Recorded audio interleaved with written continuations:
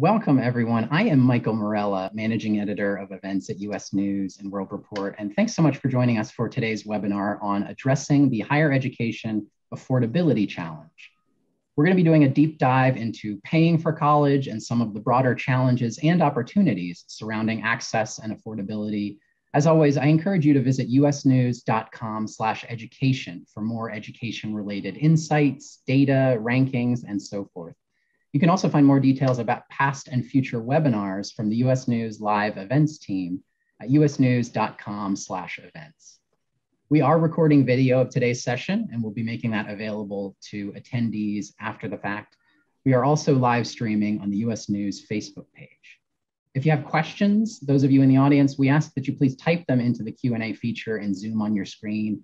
Later on in the hour, we'll try to give voice to some of those as we have time. Now I am pleased to introduce today's panel.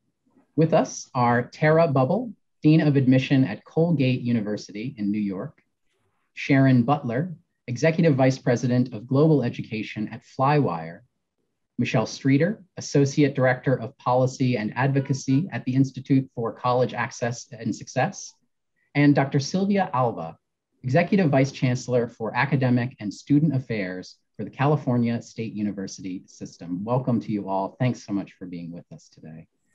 Now I will turn it over to my colleague and our moderator, US News Senior Education Editor, Lamont Jones. Lamont? Thank you, Michael, and welcome to our audience. And it's great to have these esteemed panelists with us. We have a great discussion today, a great conversation. So let's jump right into it. We're going to help you, our audience, understand more how the COVID-19 pandemic, starting out in this webinar, has affected college finances in the short term and possibly the long term. Let's start with you, Sylvia, as a leader of a public university system in California. How have things changed, and how is the idea of affordability and also access informing leadership decisions at your institution? Thank you, Lamont. The California State University is one of the largest, most diverse systems in the nation. And as a consequence, our students reflect that diversity. And the pandemic has really brought to light some of the differential inequities that exist in terms of students' ability to afford college, to pay for not just tuition, but housing and food and all of those essential services that are needed to survive and thrive as a college student. So we have been very focused on addressing those basic needs of students through a variety of means. And I look forward to sharing some of the specifics of the things that we're doing. Thank you, Sylvia. We're going to be getting into those. Tara, what about from your perspective in admissions at a private university and how Colgate is working to ensure that education is affordable to more students and families? What we noticed at Colgate is that the pandemic certainly accelerated the rate of change at our institution in many, many different ways, but absolutely in our need to meet the financial needs of our students. And that became clear in several different ways for us throughout the pandemic, both with our current students and changes in their family situations, but also how we talk about the cost of a Colgate education, the value of a Colgate education, and really making that feel like it's within reach to every family and not just select families. Prior to the pandemic, Colgate had instituted a no-loan program for families with incomes up to $125,000 a year.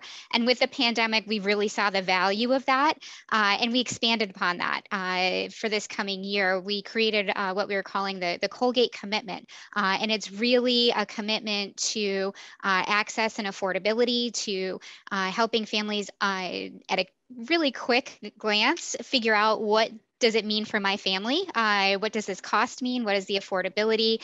We've eliminated tuition for families with income under $80,000 a year. We've significantly reduced student debt by expanding our income threshold to $150,000 per year for our no loan program. We have adjusted tuition cost to be a manageable percentage of family income. And we've done all of this while maintaining our commitment to meeting 100% of demonstrated need throughout the financial aid process. And that has really resonated with families, and it gives us a platform and common language to start the conversation about affordability and value with families. Thank you, Tara. Return on investment is a big question, value in the minds of students and their families who are looking to pay for college and often having to borrow. So we want to touch more on that later, especially in terms of other schools may be wondering, how can we do this too, in terms of moving to no loan financial aid packages, things like that. I want to see how you did it. Thank you. Sharon, what's your perspective? And can you tell us a bit more about Flywire's efforts to make higher education more affordable and what Flywire does? Yes, thank you, Lamont. And I have to say it's been really great to be involved in getting to know some of the people on the panel and their perspective, and hearing that there's an awareness to the affordability crisis and the strategies that we're hearing. I come to it from a bit of a different angle. Flywire, we are a payments company, and essentially we bring innovation to the education space, other verticals as well, but I lead the education space. And very simply, we help institutions get paid and their customers pay with ease. And so in order for those two things to happen, we need to make sure that there is an awareness to that experience from the student's perspective, and then also have an awareness to the challenges on the institution side. So one of the main focuses for us is accelerating the digital transformation on campus, because all of these initiatives we hear about, like, we understand that the students in different markets need help and that there's cohorts of students that we have an awareness to, but how do you actually deliver the abilities to offer that affordability, right? Now more than ever, and I'm sure Sylvia can speak to this, is that institutions have to do a lot more with less. And we believe the secret really to helping schools accelerate and help students afford education is really technology and automation. In fact, we're not just delivering the automation, but obviously COVID had a major impact on a lot of students around the globe. And we also try to dig into thought leadership and what's really happening out there. We recently did a study of over 1,000 students. And in this recent survey we conducted, 72% said the cost of education was a stress in their life due to the financial impact of pandemic. So affordability was already an issue, but the pandemic has made it, magnified it. And 86% of students said they needed help affording education. So we look at that as our software is really an affordability suite. So how can we partner with institutions and work with Sylvia and Tara and figure out how can we enable some of these ideas in order to help students? A good example of that would be payment plans, right? There are payment plans that exist in education, and those have been there to help students. I mean, anytime you buy a big ticket item, typically we say we need to finance it. We look at it a little different. If there are ways to reduce the amount of borrowing through added flexibility and how much time you have to pay or installment payments, then maybe we can not only reduce affordability, but we could also give families the flexibility to figure out how to pay. And we've kind of taken that technology to another level, where how can we enable the school to have the ability to reach out to more students? So communications and triggering automation to look at a student and how they're embedded in the system and what sort of events are happening, right? Have they been traditionally enrolled and doing well and now suddenly have a balance? Very difficult for a staff to stay on top of all that stuff. But what if we could have an awareness through automation to trigger a message to a student, a custom message that says, hey, Sylvia, we see that you've fallen behind on a payment. We would, can we help you? And then offer a solution at point through vehicles that they're familiar with as well. So the angle that we're coming at is like, we're talking to our clients, our institutions. We work with over, up to 3,000 around the country, the world actually. And it's not just the domestic students that are struggling, it's the international. So how can we enable our students to have a better experience, give them more flexibility, easy ways to pay, get rid of the friction, because that is a challenge as well. Like, how do I pay? And then also give the new resources to the institution to do more with less, and to give them using technology to connect them closer to the student and what's happening with them as they matriculate in school. Thank you. Thank you. So we're also talking about issues not just about college affordability, but making payment processes smoother, more efficient for both the students and the institutions. So it'll be good to hear more about that a little bit later. Thank you. Now, Michelle, you bring a different perspective. You with TICAS work on federal policy issues that are related to college access and affordability. What's your take on trends since the advent of the pandemic in March 2020?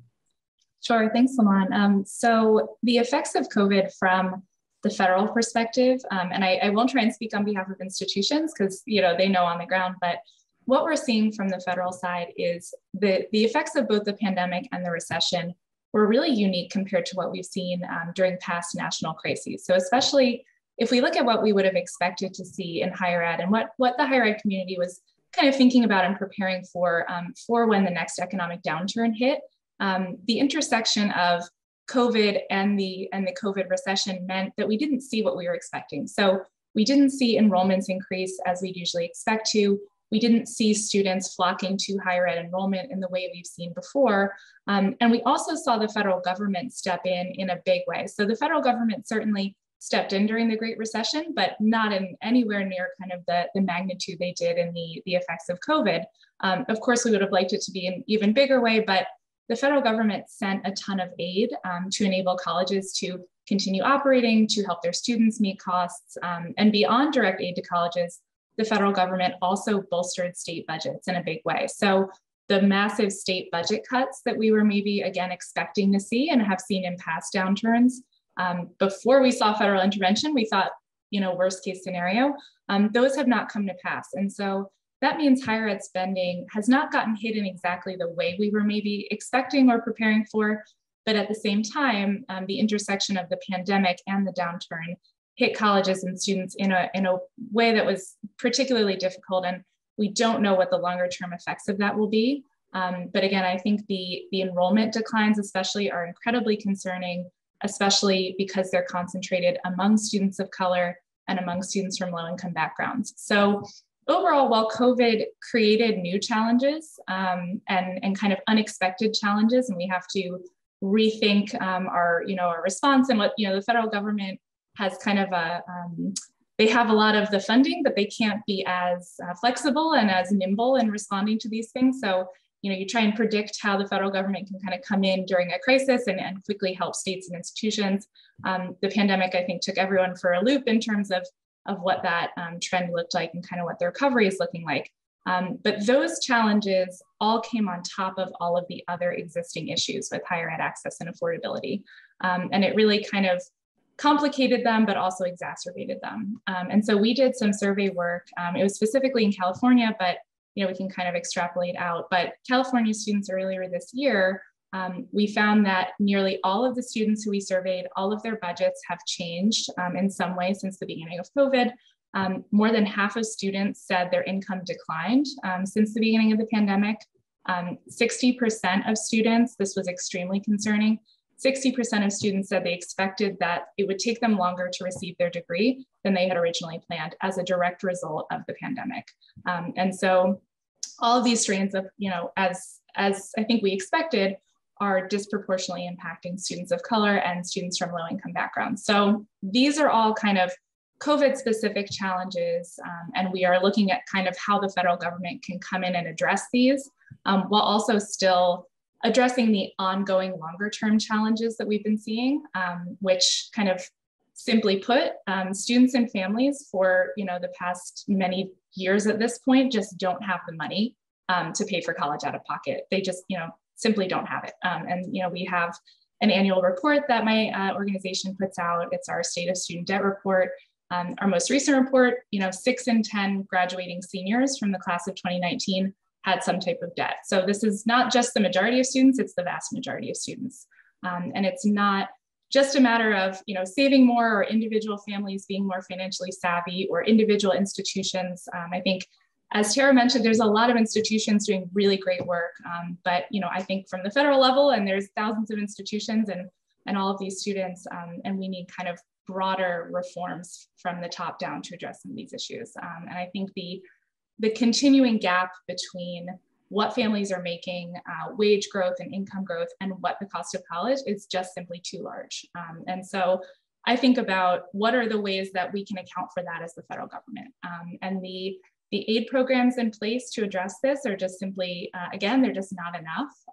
The Pell Grant program, I'm happy to talk more about this later, but the Pell Grant program is kind of the foundational federal investment in college affordability. But the Pell Grant covers the lowest share of college costs in the program's history.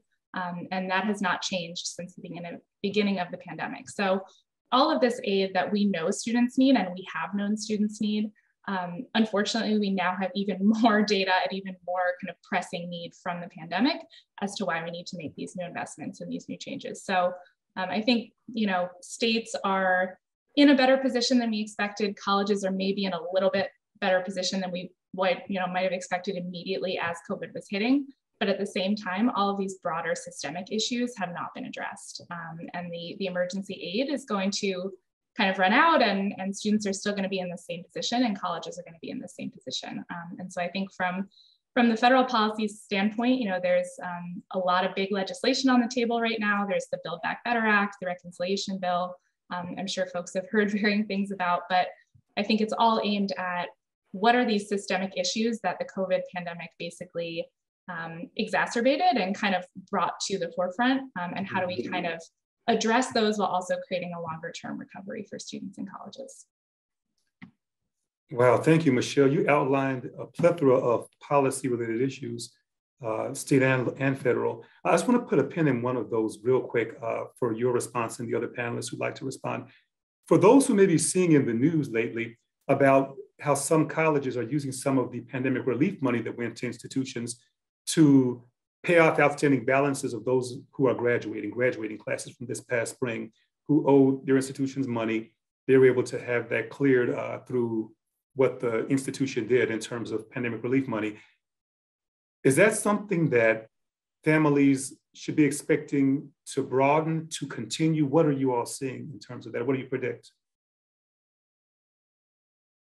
If you'd like to take that, Tara, then the others, whoever would like to answer that.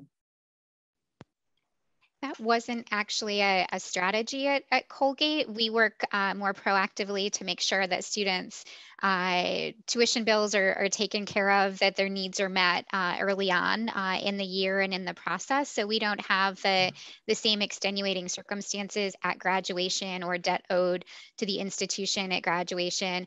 What we saw was a little bit different during the pandemic. What we saw was immediate impact on families at the family level and barriers in the process to assessing what their need was at that exact moment. FAFSA data, CSS profile data, it's a year old, 2 years old. And when they're saying this week, this happened to me, and it's our neediest students, that was the biggest challenge for us, was that perception of barriers and the perception of lack of help and assistance when really we needed more information, we needed it quickly, and it was hard for families to get that to us.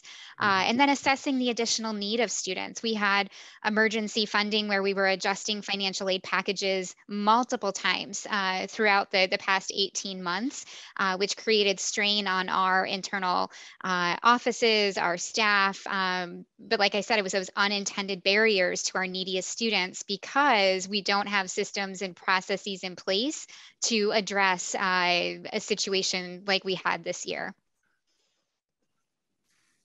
Thank you, Tara, for pointing out some very effective strategies. We at the California State University also found that there was a lot of pressure on our financial aid offices to reevaluate students' eligibility and to determine whether they were eligible for additional aid through these federal funds. I think it's important to understand that these were one-time funds with a time frame that at least now they will end, and there's no guarantee or mention of their continuation beyond this existing time frame.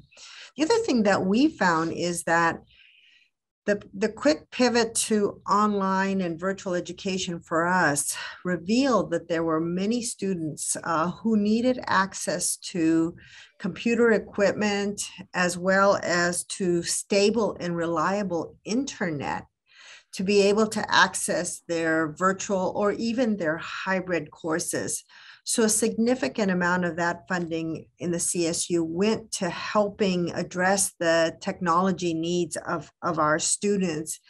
And we're really very proud that this year we were able to make a commitment to offer the incoming class an iPad, a pencil, a digital pencil, and a folio for that tool to the incoming class at 8 of our 23 campuses, and look to expand that because we want our students from day one to be ready to access not just the learning management system, but all of the digital tools that are now available that can be very effective at reducing the total cost of instruction. So putting software not in specialized labs that require special access, but on the cloud, and thinking about open source instructional materials. The technology opens up these alternative ways to make education more affordable. Let's stay on that thread for a moment. Tara, if you could take this one first. What has changed since spring 2020 in terms of common questions that you all are hearing from prospective students about paying for college, and specifically borrowing and the need or perceived need to borrow? Absolutely. What's changed for us is during that academic year was the rollout of our no loan initiative for the families with an income up to $125,000 a year. And we were starting to see a shift in the questions. Before no loan, so before the pandemic even, we were receiving a lot of questions about borrowing, about debt, about financial aid packages, what those packages were comprised of, what families would be responsible for. And what we saw with the rollout of our no loan program and during the 2020 year is that we saw those questions really changing to dive deeper into value. So it was an understanding of some of this is going to be taken care of for me. And they went a little bit deeper with the next step questions. And with our Colgate Commitment that we're able to share even more transparency for families to see what does this mean for me, we're finding there's definite questions around the value of a Colgate education, the affordability for their family. The questions have changed to, do I qualify? And we're able to answer that affirmatively in their aid packages, which has created a lot of excitement with families. And we're receiving very positive feedback because we've taken that piece of anxiety for families that need it the most. We've taken that out of the process for them. Wonderful. Now, Sylvia, from the public university perspective, just to go back to you real quick, and also thinking system-wide, how is CSU approaching strategic planning to ensure affordability? Thank you. So we are a strong proponent in terms of our federal advocacy to double the amount of Pell funding. Something like 60% of our students qualify for Pell or some other need-based program that covers their tuition. But we know that the cost of instruction is much more than just covering your tuition. There's housing, there's transportations, there are instructional materials.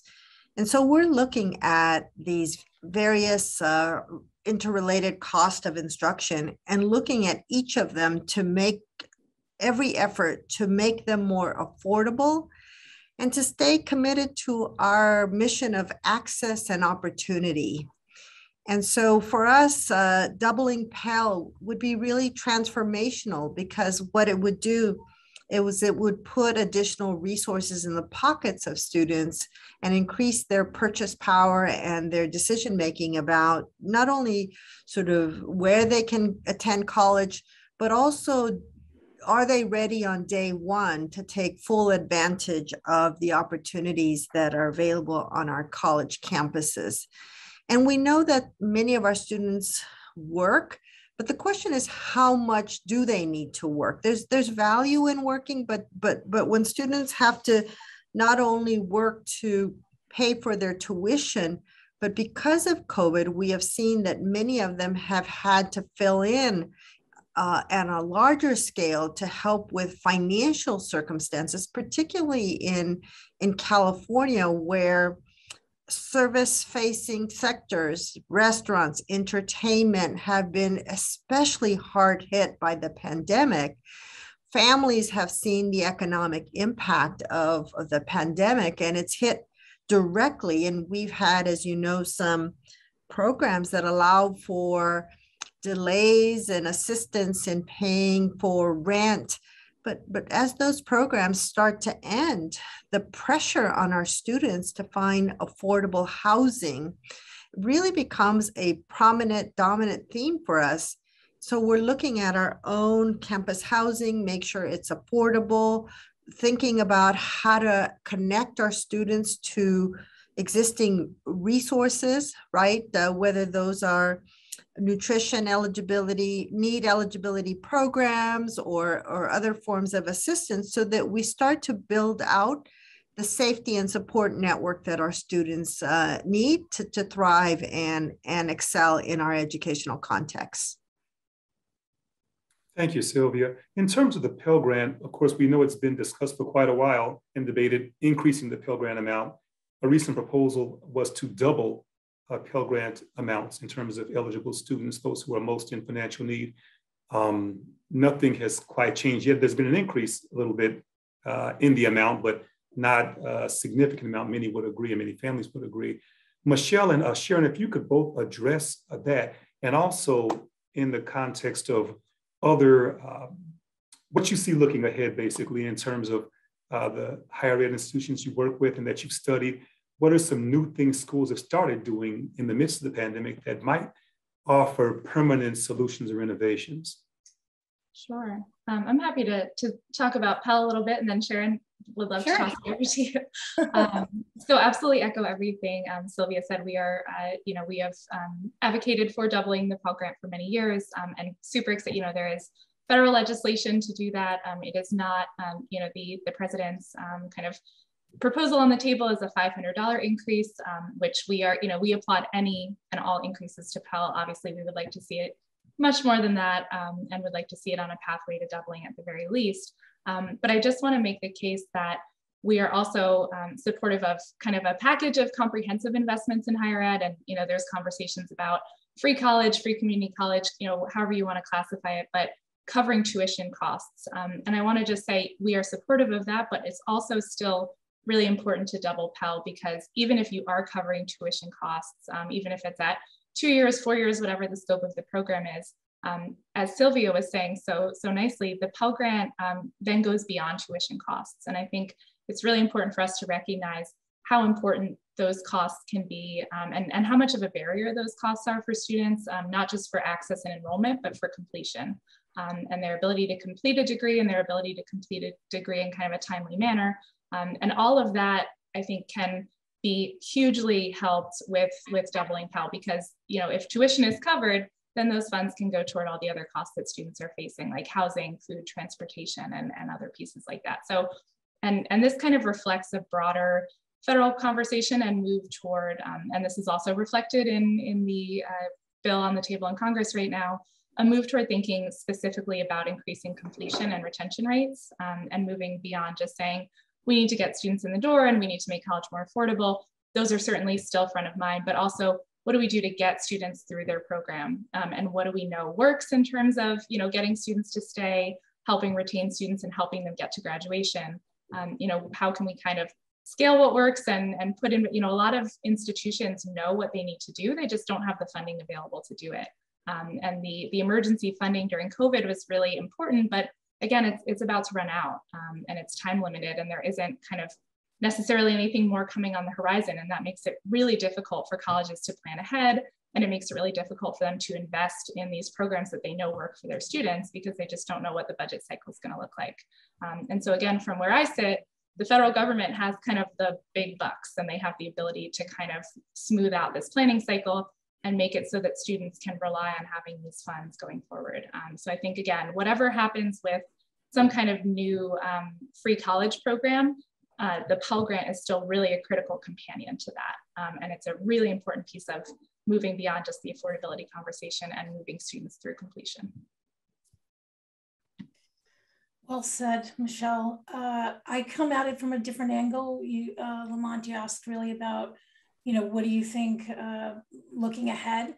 And a lot of the conversations I get involved in are really strategic planning, and the agenda is accelerating the digitization and transformation on campus.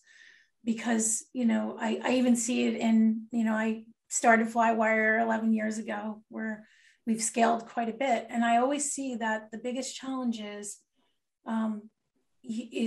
the strategies there, right? You have the funds, you have resources, you're thinking about how to go about on strategy, but it's really the execution of it, right? That's always the hardest part, executing on the idea to help the student afford or run a program or figure these things out.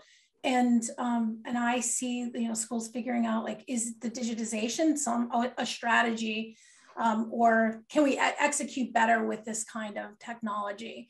And so I spend a lot of time having those conversations on, we're talking about affordability now, but two other very big topics are recruitment and retention, right? And I think the retention is perfectly placed with the affordability, especially after the pandemic. And, we do a lot of surveying. I had mentioned that before, but there is a lot of students trying to figure out financial literacy is growing and growing, which is great. And they're trying to figure out, like, how can I get back to school? How can I stay in class? And again, when it comes to accelerating the digitization of campus, I'm talking to schools like, what if you could automate communications? What if the communications can respond to an event that's happening with that student who, as I mentioned before, has fallen behind? What if we could, catch students before they fall? And what if we could, yes, borrowing is going to be an important thing. That's probably never going to go away, but what if we could educate a little sooner? What if we could be creative? I mean, universities and people I talk to want to be creative and try to help a student, but a lot of times it's just not doable or scalable because you just don't have the resources or technology to do it. But what if you could get a student to start to prepay a little and take chunks out of that borrowing? What if you could sit down and talk to them about how much can they afford a month, even if it's ever so small? At the end of 4 years, they've borrowed a whole heck of a lot less. Right? So these are the kind of conversations that I get involved on, and we're delivering a solution that can automate a process or communicate out to a student to save them. Also, when I look at the recruitment piece, I see that is very challenging as well in the US and sort of the traditional ways that were done. If we think about the international student, who's super critical to the health of and diversity of much of our institutions, they were very much impacted by the pandemic as well. And in some of the markets where they relied on tourists and things like that, I mean, we know this pandemic was hard hit, but how can we help them to just simply go to not have to leave their house to go pay their tuition bill, even though they're going to study online? Right? There's simple little things like that, because typically they have to walk to a bank, do a wire, do all these things. So we're like in deep having these digital transformation conversations. And I feel like I spend a lot of time educating myself on what is that experience like for the student, and how can we, work together to help with strategies to make things easier. Lamont, if I may, I'd like to connect a few dots in what Michelle and Sharon have said. In the California State University, we are deeply committed to a transformational policy and strategy to dramatically increase our retention and graduation rates. And one of the things that that work has revealed for us is how important it is to have robust, dynamic digital roadmaps that students can follow. And as they make changes to their plan, like a GPS, right, those get adjusted and advice is given to students about the sequencing of those courses, particularly around prerequisites, to ensure a smooth pathway to completion. And one of the things that we're finding in our policy conversations is that we need to strengthen our partnerships with our community colleges and even with our high schools to encourage more of our high school students to think about in their senior year, potentially taking a college course to help accelerate their progress towards degree, or with our community college partners, ensuring that they have clear pathways to transfer to the four-year degrees and not spending so much time and spending down their financial eligibility that they deplete the ability to continue to pay for their education once they transfer over. So a timely transfer and a timely progression to degree and graduation are system-wide priorities for us that I think require not just strong partnerships, but we're seeing some incredible advances in technology that is really making this doable and affordable. And Sylvia, I'll add on to that from the recruitment perspective that this is almost, and for most students, this is their expected standard. From the admission perspective, we're using CRM systems, we're automating communication, we're launching drip campaigns, we're sending specialized messages and doing outreach based on who they are, what their experience is, where they're from. They have admission officers from their region who they connect with. So we're providing all these services on the front door. And what we're realizing is we need to link that throughout the student life cycle. So Sylvia and Sharon, I think that dovetails nicely with here's what we're already doing on the recruitment end. And it in some ways drops off once they become a real member of the institution. Financial aid gets harder, like the transition to the institution can be more difficult. And so creating those links in the different systems, I think, Sylvia, that was an excellent point of that has to be the future and the forward thinking of what are the lessons we're learning in different areas of a student life cycle that we can apply. We're finding a lot of success among our students with, as Tara said, these new digital platforms that the students gravitate towards. So many of our campuses have been using chatbots to communicate, send students nudges, reminders to pay their fees, to register for classes, to, just little alerts that get them into action and in a timely way. But we also find that these chatbots are becoming quite specialized. And so we recently embedded chatbots, for example, in our financial aid systems, so that students, as they're navigating our websites, if we're finding that they're struggling with the process, a chatbot who specialized, can often speak more than one language, can jump into action and help the students potentially before then a professional staff member jumps in and assists. So they're doing early triaging, and as they're working through common questions, then that gives the professional staff additional time and bandwidth to do the more intrusive, the more intentional mentoring, advising that's needed to assist our students as their lives become increasingly more complex. And so I think really thinking creatively about how do we solve these thorny issues that we're facing, and as others have said, the role of technology as a tool, as a strategy for that, I think becomes increasingly important, as does using technology to identify those who have the greatest need. not just open the door and wait passively for someone to come see you for needed services, but how do you use the technology to probe who needs to be reached out to, and how do we then pull them in a timely way? So I really appreciate the way in which these conversations are connecting, and the role of technology in solution finding. Sylvia, we chatted about this before we started, and it is so true that you know institutions have to think about the existing challenges on campus and how to make things affordable, how to attract, how to retain, and at the same point engage with a profile of a student that has changed dramatically over the years, right?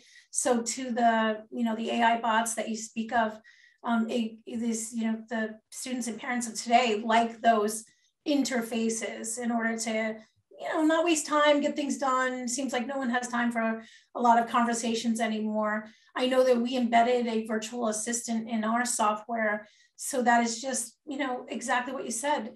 Your staff can focus on those high value relationships, touch points, where the students that need the most help, and then assist the others through technology. And it's really exciting to hear some of the things you're saying. Let's stay with that technology for a moment, and particularly in terms of online education. We know that during the pandemic, there was a major shift by necessity to online learning, in some cases hybrid, but mainly online learning because of the pandemic. Just wondering what you all are seeing in terms of how some experts are suggesting that the pandemic may have been the tipping point toward greater use of online or hybrid learning, higher education in the future. What do you all see in terms of that? Anyone would like to speak to that? And also in terms of what it would mean for the institutions themselves as well as the students? I'll take a stab at it. What we're finding was that before the pandemic, most of our 23 campuses had fairly low levels of coursework or programs in fully online modalities. There was some hybrid teaching, a combination of face-to-face and online that has been shown to be very effective, but fully online courses were not as prevalent in our system.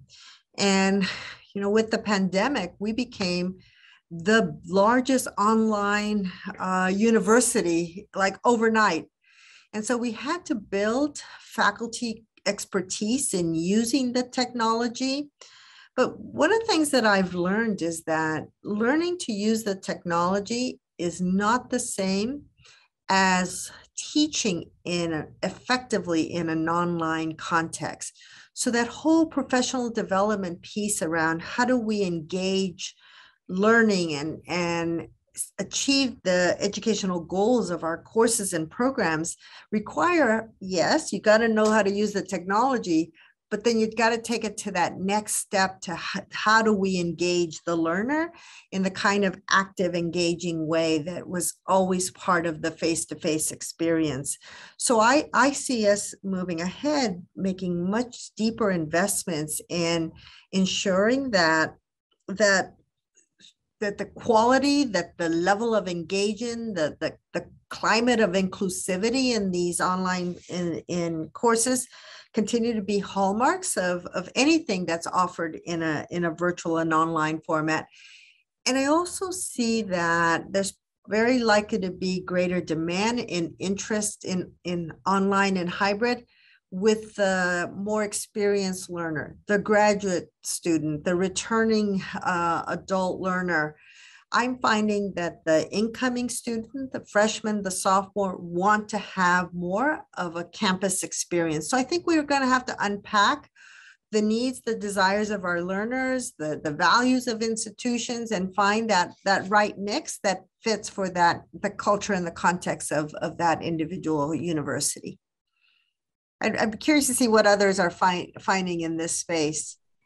Sylvia, I think you just described the situation so eloquently with the culture of the institution. And at Colgate, we found that we were able to quickly transition into a remote teaching model. And we also realized that it did not align with our identity as a liberal arts college and the student life and the living and learning community that goes along with the experience of being in a place and being in a shared experience. And with that in mind, Colgate went through extensive planning and risk management to bring all of our students back in the fall of 2020 to a residential learning, living and learning experience. We still had somewhat of a hybrid model, but we realized that that is just really not our identity. It's not our strength, and that students, like you said, student where they are in the student life cycle and time frame and mindset is the expectation for the students and for our faculty was we want those close connections. We want students to be able to participate in research, to be Division I athletes, to be involved in student life and community service. And for an undergraduate institution like Colgate, that's the identity and that's the direction. But it is reassuring to know we have those tools in our back pocket should we ever need them again. But it takes an incredible amount of dedication and training. And like you said, changing the entire teaching model, that it took some soul searching as an institution to figure out what that would look like. Yes, and Tara, I'd like you to talk a little bit more too about what Colgate did and what Colgate has done and is doing to do what you do in terms of no loan financial aid packaging. Do you have to tap into the endowment? How is it done? And if Michelle could, after that, kind of comment on whether you see that as being something that will be growing as a trend that has been growing. You know, it's a really good question. And we had started strategic planning efforts as an institution, specifically as a division for enrollment. And we knew we wanted to expand financial aid. And we had a president and a board who said, we're not just going to give you more money for financial aid. This has to be meaningful. It has to be strategic. We are need aware in the admission process. So we manage our financial aid budget very, very carefully to make sure that we can meet the need of all of our students who are enrolling. And when we looked at impact, what we found is for incremental cost that we could adjust in our operating budget for the first year to see how it would work. We could influence hundreds of families by saying we're going to go no loan because it was an incremental grant increase for all of the families that fit the criteria for the program. So we did it incrementally out of operating budget. And now that we've seen it successful, that we've seen the impact and the influence, we are looking at fundraising to create an endowment and endowed funds to continue the support of this. But we decided as an institution it was a priority, it was important.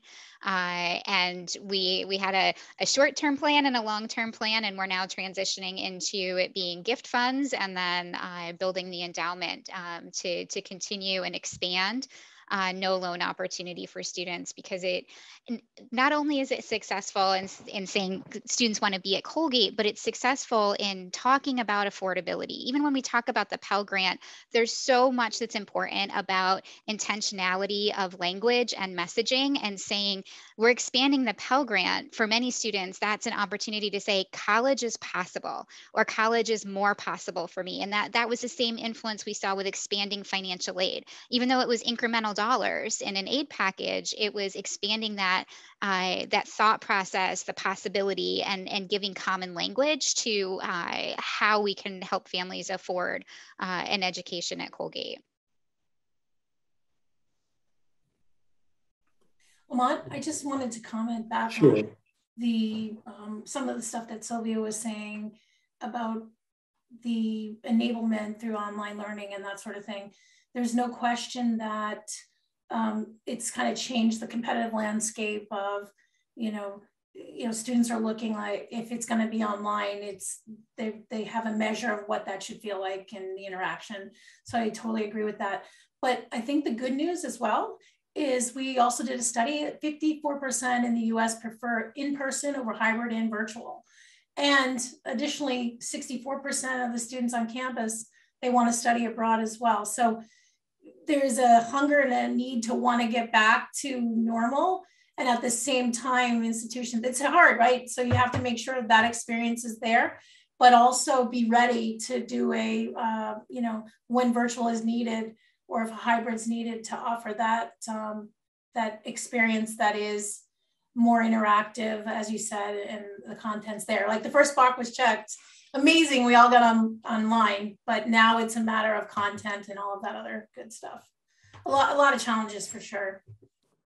Yes, Sharon, also could you, on that same thread, could you share any research or any findings or insight you have and Flywire in terms of expectations of students and families regarding loans to go to school and what's possible? Can you talk a little bit about that in terms of myths or perceptions?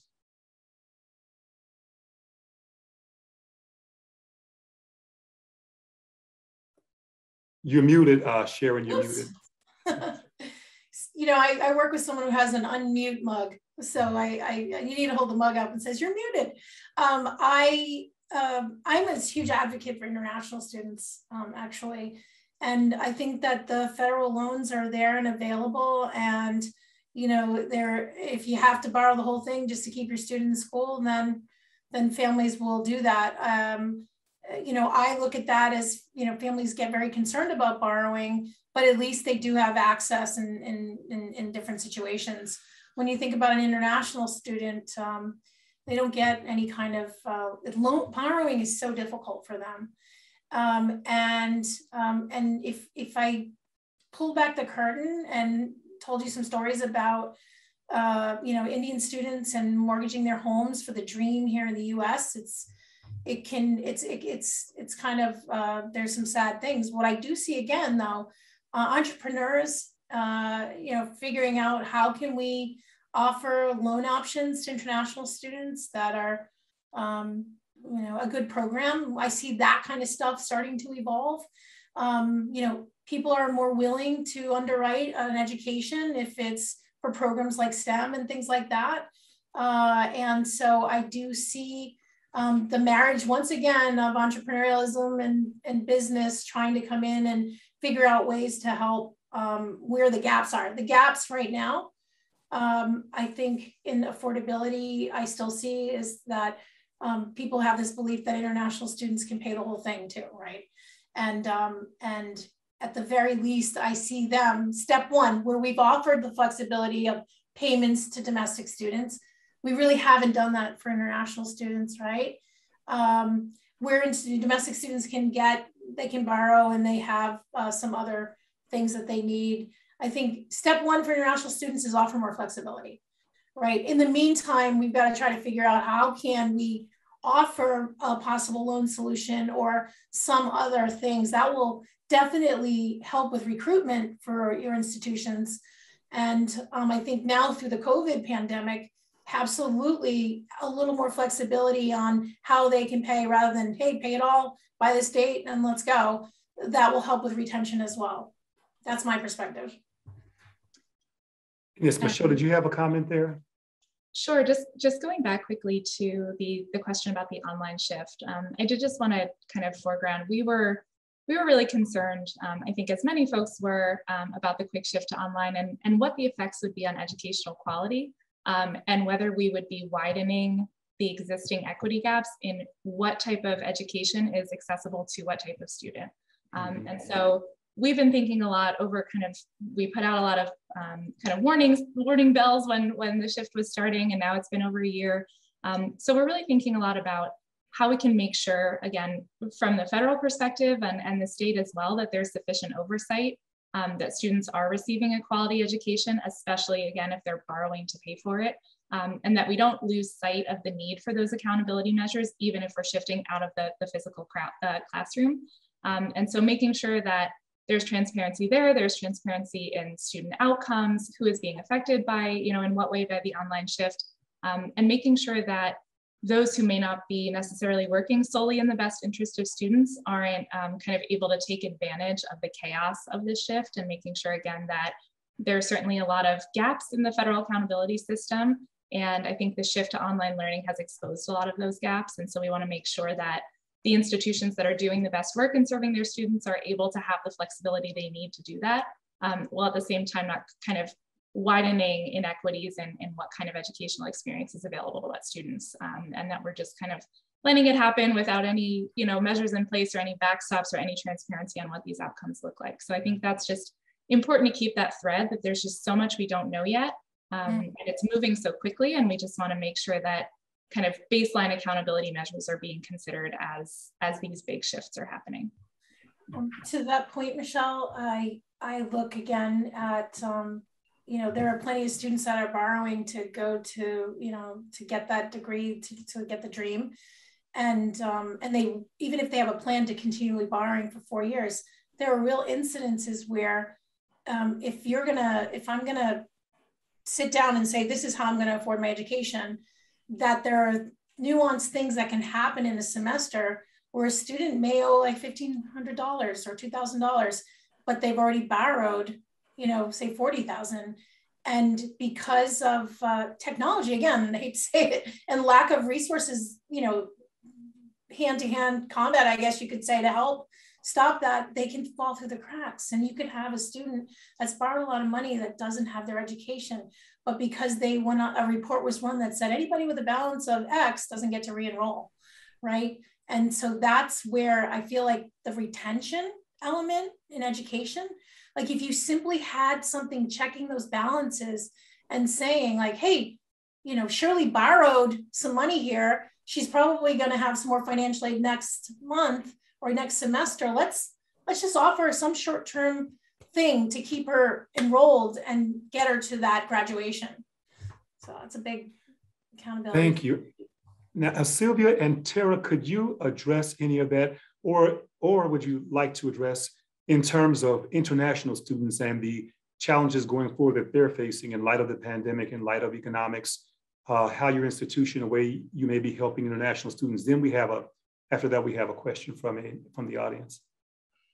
So if I may get the conversation started, one of the things that these conversations point out for me, and we're trying to be very mindful from an equity standpoint, is they really call for looking at trends and patterns and breaking them down, unpacking what's really happening there. Sharon talks about student level data and being actionable informed by that data, but we also need to look at group differences, right? International, resident, lower division, upper division. So are there student characteristics that need to be identified as markers of where we may need to intervene with greater intention and purpose? So I think this idea of really knowing our students and letting the data help us be more actionable is something that we are committed to trying to really advance in the CSU. And one of the things that we're finding, particularly in California, given our demographics, is we have a disproportionate number of students who we refer to as dreamers, students who, because of their international status, are not eligible for federal financial aid. And yet they're high school graduates from our schools, and yet their national status prohibits them from accessing these key resources. So here's an example, right? When you got to really unpack the data to start see who is falling through the cracks, and are there larger barriers or campus or administrative barriers that are getting in the way of serving them well. So I wanted to just underscore this really important point that I see the presenters alluding to, but needing to get a little bit more intentional about sort of finding those differentiated patterns of success or of debt or retention patterns, and then being able to do something about it in a timely way. So true, the data is there, right? You just have to dig in and analyze it, and we thrive on that as well. And it's, but it's just figuring out a strategy to do it. It's the hard part.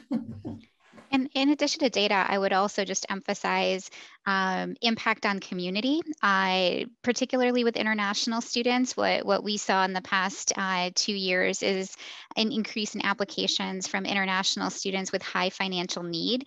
Our ability to fund international students hasn't changed, but the demographics of the group applying for aid has changed. So it's actually making it more challenging for us to enroll a really diverse group of international students, because there are very few countries in the world right now where students can afford an American education without help. And with our commitment to fully funding the students who we admit and enroll, it makes it really challenging to find diversity in that international cohort. So it really comes down also to the impacts on our community and the demographics of our community, and just the exposure that our students can have to diverse opinions from around the world, because we do have limited options for funding for our international students. This has been quite, yes, go ahead, please. I just wanted to mention that we do have a Flywire Foundation as well, and it's strictly focused on scholarships for international students. I think we had 2,500 applications, and we just across 122 countries. So it's, I will make you aware of those things. And I feel like we need to, again, if we can even figure out ways to get the funding from private as well to help institutions, I think that's a good strategy. Thank you, Sharon. We're going to take a question from the audience as we wrap up what's been a quite illuminating discussion. Thanks to all of you. This is the question, and we can do a quick little lightning round of whomever would like to answer. And this is the question: does the advent of competency-based education and credit by examination have a role to play in curbing the cost of higher education and promoting affordability? I would say yes. We just passed the credit for prior learning policy at our last Board of Trustee meeting. And I think the next step is to expand the model and to include multiple ways in which the students' life experience, work, military experience have prepared them for the world of education and the world of work, and working to create those crosswalks between the experience and what we will give credit for. But I do think this is a very exciting future, and appreciate the question. Tara, did you want to respond to that? Anyone else? I think it's an interesting question. I think that once again, it's going to come down to institutional values and institutional priorities. And for an institution like Colgate, when we have an emphasis on the experience, the interaction with faculty, foundational coursework, while it may not translate to credit, it may translate to better preparation, better success in the classroom, and an accelerated rate that students can progress through the curriculum here. So I think there's value in different pathways and different ways to learn information at high levels. Thank you, Tara. We want to thank all of you panelists for joining us today and for providing so much information and insight based on your expertise to our audience. We also want to thank the audience. And I want to point out too that most of what we've talked about has been written about in their articles on the U.S. News and World Report website. And they can also follow the Student Loan Ranger for information about that. Michelle is one of our contributing writers to the Student Loan Ranger blog every Wednesday. So thank you so much for your participation. And on behalf of U.S. News and World Report, please have a wonderful rest of your day.